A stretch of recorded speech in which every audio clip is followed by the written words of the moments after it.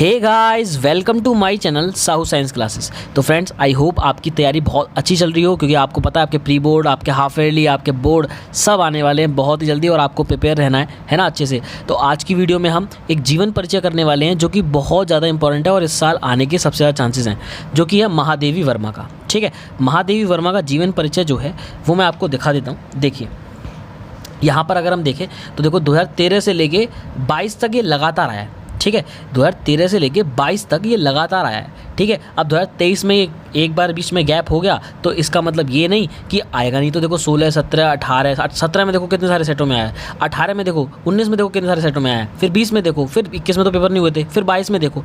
तो ऐसे करके आप देख रहे हैं कि ये कितने बार आ चुका है, कितने सेटों में आ चुका है। तो अब की बार 2024 में आने की संभावना इसकी बहुत ज़्यादा है। तो आइए जीवन परिचय को समझते हैं, क्या आता है, तो कैसे 5 नंबर आपके पक्के हो जाएंगे। तो आइए उसको हम शुरू करते हैं। तो देखो, महादेवी वर्मा का जो जीवन परिचय है उसको समझना है हमें, और जीवन परिचय प्लस साहित्यिक परिचय इन दोनों को ही समझेंगे। ठीक है, इसके अंदर और बहुत ही छोटा, बहुत ही शॉर्ट में समझाऊंगा और बहुत ही ईजी लैंग्वेज में।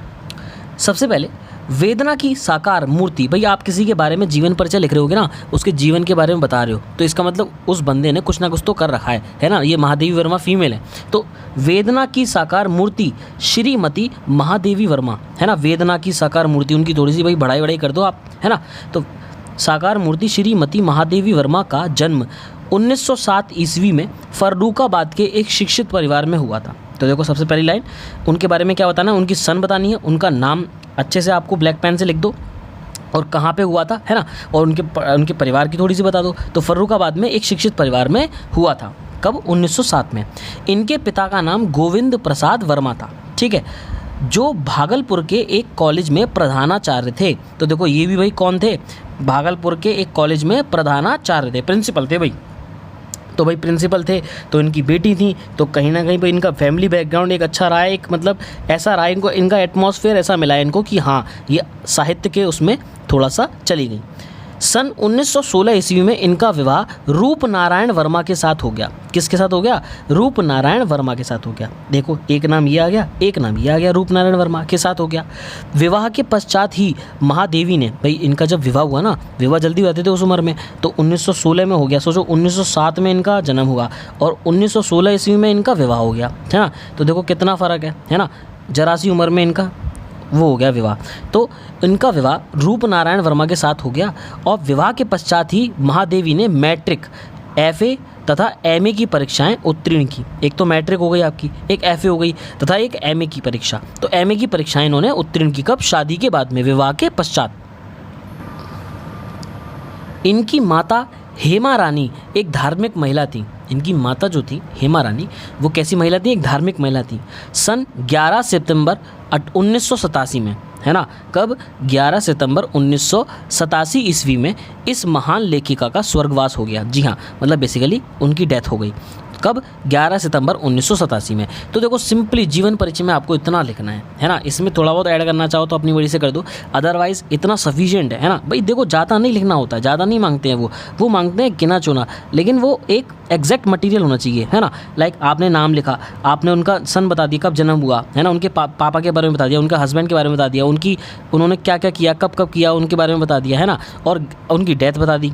ठीक है, तो ऐसे करके आपको जीवन परिचय आपने दे दिया, है ना। अभी जीवन परिचय खत्म नहीं हुआ, ये मत सोचना जीवन परिचय खत्म हो गया, क्योंकि आपने देखा होगा जीवन परिचय प्लस साहित्यिक परिचय ये दोनों देने होते हैं। तो अब इसके बाद इसी में आता है साहित्यिक परिचय, जो कि कुछ नहीं है, बहुत ज़्यादा ईजी है ना।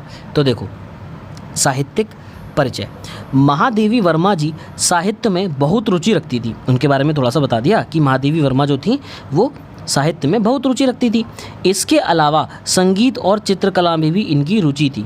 कैसी? संगीत और चित्रकला में भी इनकी रुचि थी। इनकी साहित्य साधना के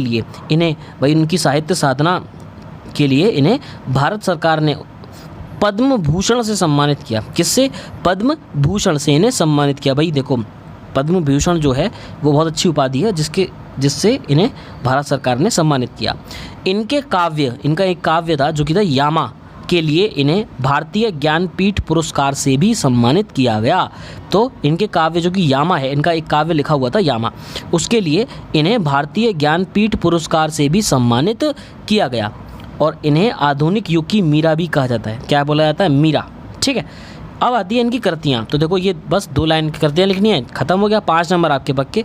कृतियाँ, इनकी प्रमुख कृतियाँ इस प्रकार हैं या निम्न प्रकार हैं।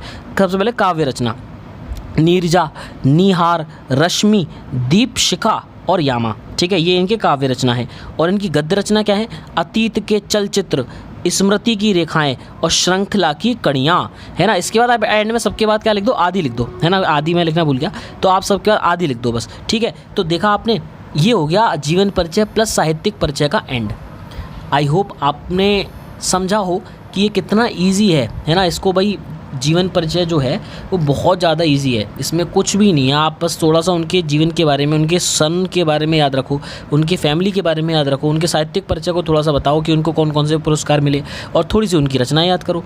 इस पे बेस्ड आपको 5 नंबर पक्के मिल जाएंगे, ठीक है। आई होप आपको वीडियो अच्छी लगी हो। ऐसी ही वीडियो के लिए चैनल को लाइक सब्सक्राइब कीजिए और वीडियो को लाइक कीजिए और फ्रेंड्स के साथ शेयर ज़रूर करो यार, ठीक है। मिलते हैं बहुत जल्द नेक्स्ट वीडियो में। Goodbye guys.